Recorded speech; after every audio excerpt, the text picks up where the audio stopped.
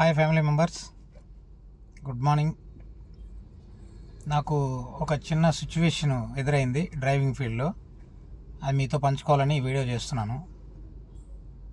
2 days back మనతో ఒక customer, ఇంతకుముందు వచ్చే రెగ్యులర్ కస్టమర్లు ఇంకొక సార్ని మనకి రెఫర్ చేశారు. సో సర్వీస్ బాగుంటుంది, ఇబ్బంది ఉండదు, మంచి కారు ఉంది, బాగా సర్వీస్ ఉంటుంది, వెళ్ళండి అని చెప్తే వాళ్ళు ఫోన్ చేశారు. ఓకే, మాట్లాడుకున్న తర్వాత సమ్ అమౌంట్కి 2 daysకి మనం మాట్లాడుకున్నాం. 800 kilometers 830 kilometers వస్తుంది సార్ అని చెప్పి మాట్లాడి సమ్ అమౌంట్కి ఫిక్స్ చేసాం.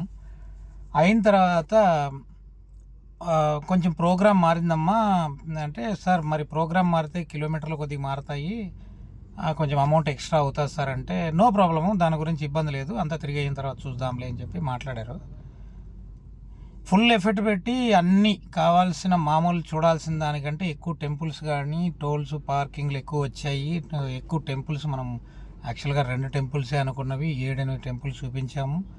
ఆ 2 days అనుకున్నవి ఒక ఫుల్ డే నైట్ డ్రైవింగ్ చేసి వాళ్ళని డ్రాప్ చేయాల్సి వచ్చింది.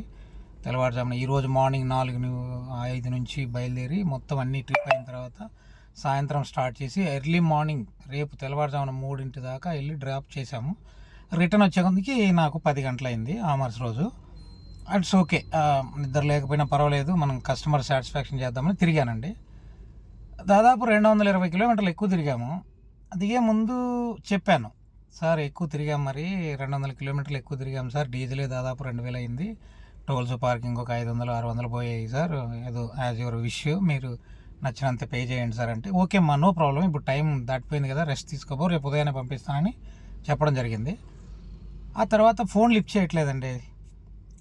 అంటే ఇప్పుడు మేము ఎక్స్ట్రా అమౌంట్ మేము అడగట్లేదు, అనుకున్న దానికంటే ఎక్కువ తిరిగిన దానివల్ల వాళ్ళు ఫస్ట్లోనే చెప్పాను సార్ ఎక్స్ట్రా అవుతుందంటే, నో ప్రాబ్లం, అంతా తిరిగేసిన తర్వాత ఇస్తామన్నోళ్ళు కనీసం ఫోన్ లిఫ్ట్ చేయట్లేదు, ఎస్ఎంఎస్ పెడితే రెస్పాన్స్ లేదు, వాట్సాప్ కాల్ చేస్తే లిఫ్ట్ చేయట్లేదు, ఏం చేయట్లేదు. సార్ ఒక్కటి ఆలోచించండి సార్, మేము ఎంతో కష్టపడి సేఫ్ జర్నీతో మిమ్మల్ని తీసుకెళ్ళి మీరు కోరిన చోట మిమ్మల్ని డ్రాప్ చేస్తాము, మీరు అనుకున్న దానికంటే ఎక్కువ మేము సర్వీస్ ఇవ్వడానికి మేము ప్రయత్నిస్తాం సార్, అన్నీ చేసాము, but it's not correct sir.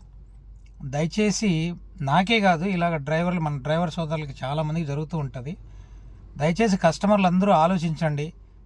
మాకు నైట్ రూమ్స్లో మీరు రెస్ట్ తీసుకున్నా, మేము కార్లో పడుకొని రెస్ట్ తీసుకున్నా, మేము మిమ్మల్ని సేఫ్ జర్నీతో మిమ్మల్ని తీసుకొచ్చి మిమ్మల్ని మీ గమ్యస్థానాలు చేరుస్తున్నాము. దయచేసి ఇప్పుడు మన డ్రైవర్లు కొంచెం గౌరవించండి సార్.